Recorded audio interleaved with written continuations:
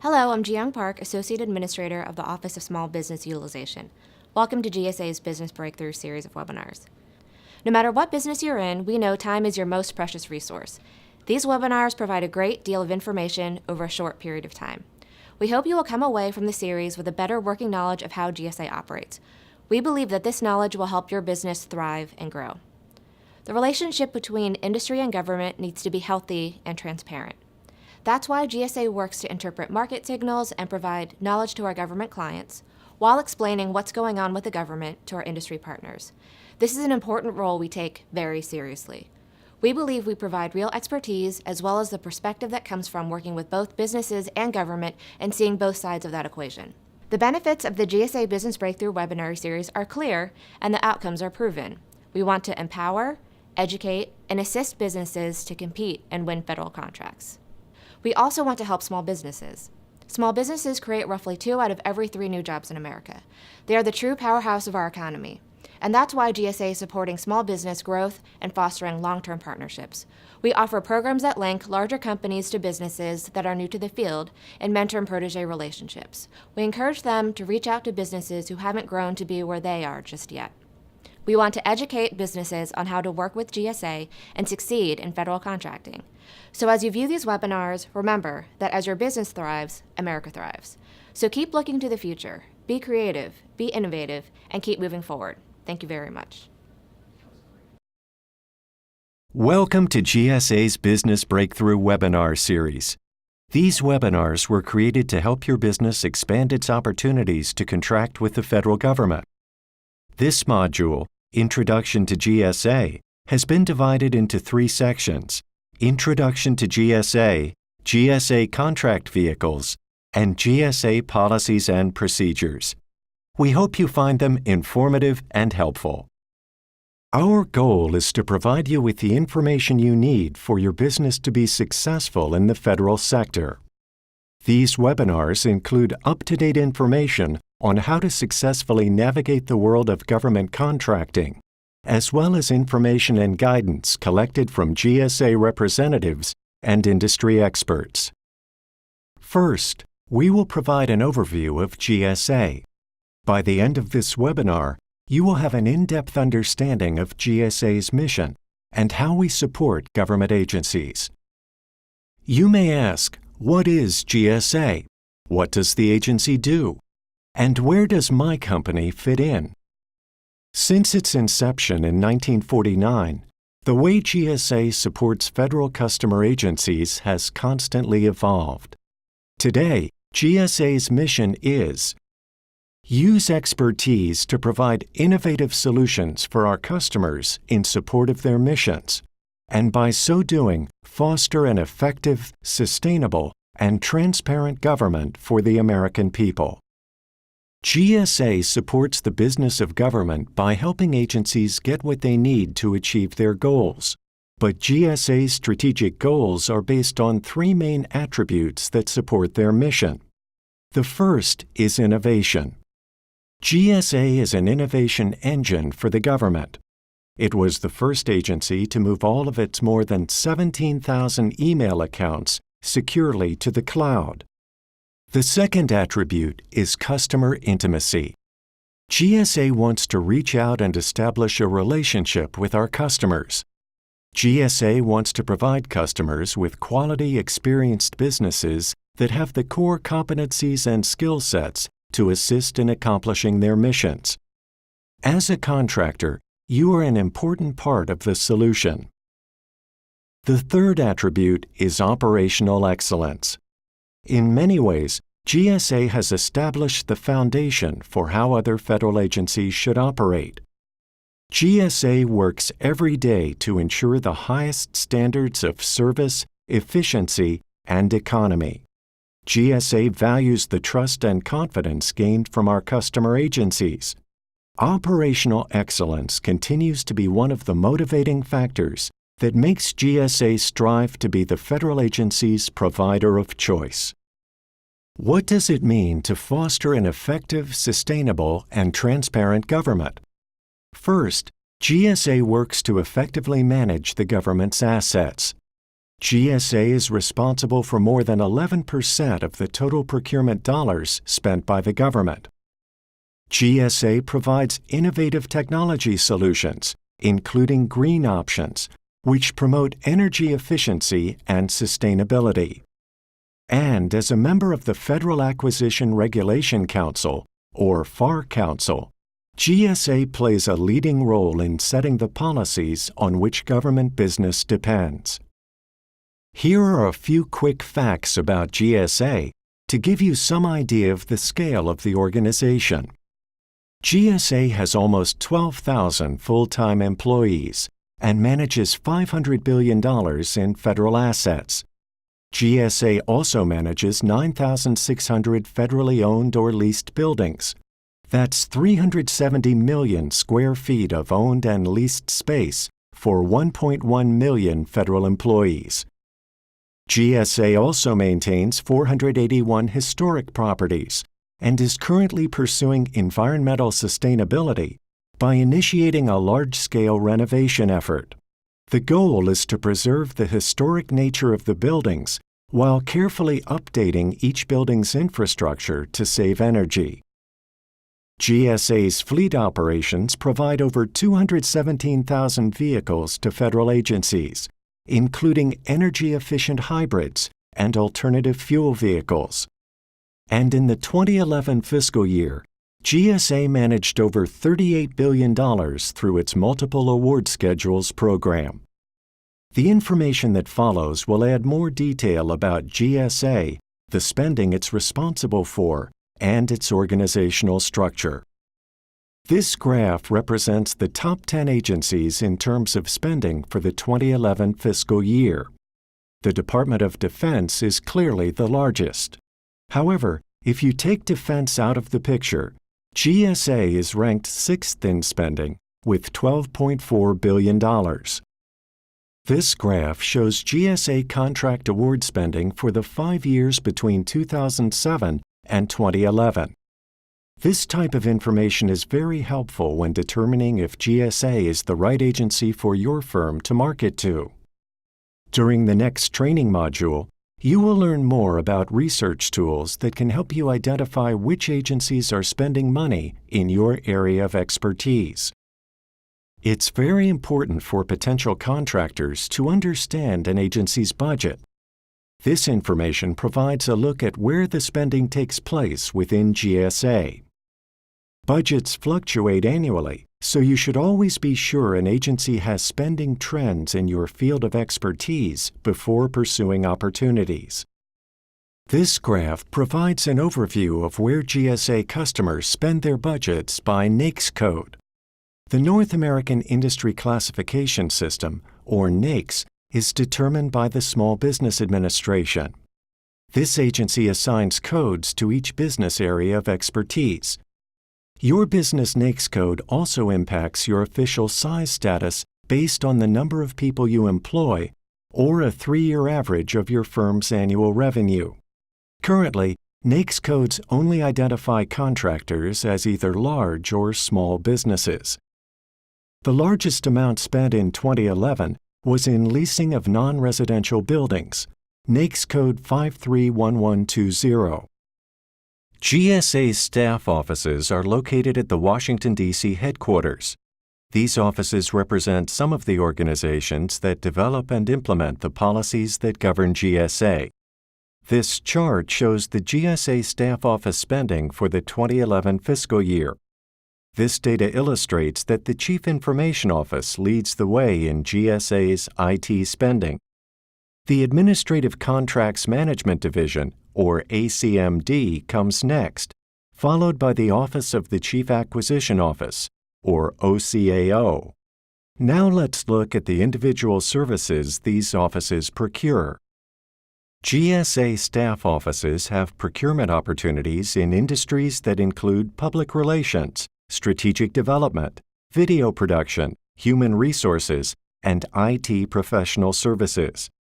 If we look at the NAICS codes for GSA's staff offices, the top 4 areas of spending involve computer systems and information technology. To show how spending fluctuates, in fiscal year 2010, Spending on these codes reached almost $400 million. The following fiscal year, spending on those same four NAICS codes was $264 million. Let's take a closer look at how GSA is organized and which business lines create procurement opportunities. The first part of GSA we will be reviewing is the Federal Acquisition Service, which is responsible for managing the Multiple Award Schedules program, as well as managing the agency's government-wide acquisition contracts, or GWACs. Another area within GSA where opportunities can be found is the Public Buildings Service. PBS serves as the federal government's real estate manager by providing first-class workspace for customer agencies. The offices listed on the right of the chart represent the staff offices at GSA headquarters. The 5 webinars in this series will focus on the parts of GSA on the upper left-hand side of the chart.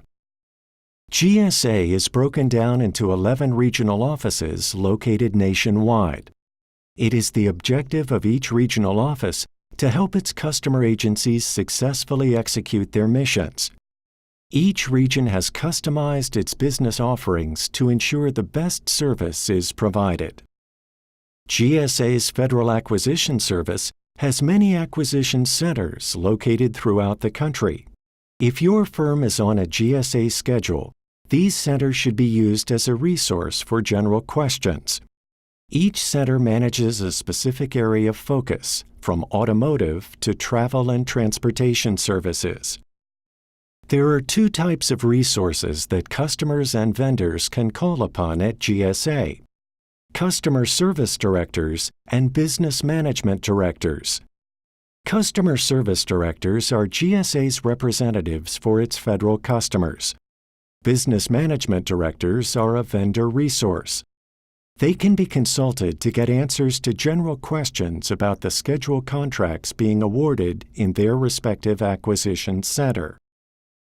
From exploring GSA's regional offices and their personnel, we move to GSA's central office to take a closer look at some of the different areas of responsibility. GSA's Office of Government-Wide Policy, or OGP, establishes policies that encourage agencies to develop and use the best, most cost-effective management practices when conducting specific programs. For example, each year OGP sets the travel regulations for government travelers, including hotel and per diem rates, meals, and incidentals. Other areas in which OGP sets policy include acquisition, personal and real property, information technology, high-performance green buildings, and the use of federal advisory committees. The Office of Citizen Services and Innovative Technologies, or OCIT, is America's focal point for data, information, and other services offered by the federal government to the public. OCIT works closely with other government agencies, federal, state, local, and international, to collect and consolidate information and make it available to the public. Its primary goal is to ensure that the public has a unified experience when accessing information from the government, either in print, via the Internet, or through social media and smartphones. Here are a few of OCIT's key programs. One of the programs that could help you identify new business opportunities is challenge.gov. Here, specific acquisition-related challenges are posted by government agencies. Challenges are broken down by agency and by category, like economy, education, energy, and environment. The primary value of challenge.gov is to provide the public with the opportunity to suggest a new approach or solution to various challenges faced by the government. By coming up with creative and innovative solutions, your ideas will help improve government, as well as give you the chance to win prizes and recognition. As a contractor, you could also attract the attention of a specific agency you may be currently marketing your services to. In some cases, an idea generated by a challenge could become a procurement opportunity. And if your company is the one that came up with the winning idea, you might be the perfect company to execute it. You could also team with another company that can help you fulfill that idea and make it a reality. PBS serves as the federal government's landlord. The real estate portfolio consists of over 9,600 federally owned or leased properties. When GSA has an agency office space request that can't be accommodated within the federal portfolio, leases are negotiated in commercial space. This chart shows what PBS spent on contracted services in fiscal year 2011, broken down by the type of service provided. It reveals that leasing was the largest expenditure at $3 billion, down from $4.4 billion in 2010, followed by maintenance, repair, and alterations at $984 million. The other category comes next, with specific professional service code descriptions broken out next to the chart. The fourth largest expenditure is construction of new office buildings. Together, leasing, maintenance, repair, and construction made up 72% of the total spend. The regional spending totals for PBS in fiscal year 2011 show that the National Capital Region, Region 11, spent more than any other region of GSA. The National Capital Region, Pacific Rim Region, and Great Lakes Region, Regions 11, 9, and 5 respectively, were the top by spend, with 48% of the total share. Looking at the leasing spend versus the non-leasing spend, the total dollar amount for leasing space was $6.3 billion, while non-leased spend totaled $3.3 billion. GSA's FAS manages a wide range of federal indefinite delivery, indefinite quantity, or IDIQ contracts, including government-wide acquisition contracts. Some of the most well-known GSA GWACs are Alliant Small Business, 8A Stars 2, the VETS GWAC, and others. Companies that have an Information Technology Schedule 70 or a Total Solutions for Law Enforcement, Security, Facility Management Systems, Fire, Rescue, Special Purpose Clothing, Marine Craft, and Emergency Disaster Response Schedule 84 contracts are allowed to market their contracts' products and services to state and local government agencies in accordance with GSA's Cooperative Purchasing Initiative. Firms that choose to secure a GSA Schedule contract should understand that the Schedules program allows economies of scale in the form of volume discount pricing. DoD and most civilian agencies choose to use GSA schedules to meet their procurement needs. Schedules are known within the government procurement arena as the preferred source of supply. Schedule sales have resulted in over $38 billion in task orders to date. The Schedules program offers over 11 million state-of-the-art, regulatory-compliant products and services to the federal acquisition workforce. This pie chart shows the spending trends within FAS by region from fiscal year 2011. FAS Central Office is in the Washington, D.C. metro area and houses GSA Schedules Acquisition Center for Information Technology, the Center for Innovative Acquisition Development, and the Furniture Center. As you know, the Washington, D.C. metro area houses most federal agency headquarters and is the hub of federal procurement. These are the top 10 NAICS codes for FAS, encompassing what they spend and what they buy. This perfectly depicts the fluidity of government spending and why contractors need to keep abreast of the federal budget forecasts. In fiscal year 2010, the largest spend for FAS was in automobile manufacturing. The federal government updated their fleet of automobiles, including hybrid vehicles and other alternative fuel vehicles. That was 51% of FAS's total spending on that one NAICS code. In fiscal year 2011, automobile manufacturing was minimal. Computer programming and computer-related services, consulting services, and hand and edge tool manufacturing made up 55% of the FAS total spend. This concludes Section 1 of GSA's webinar Introduction to GSA. The other two sections of Introduction to GSA provide detailed explanations of all GSA contract vehicles and go over all policies and procedures your company will have to follow to work with the government. We'd like to hear your feedback about this webinar. Please go to the link on the Interact webpage to take a short survey and complete the corresponding knowledge check exercise.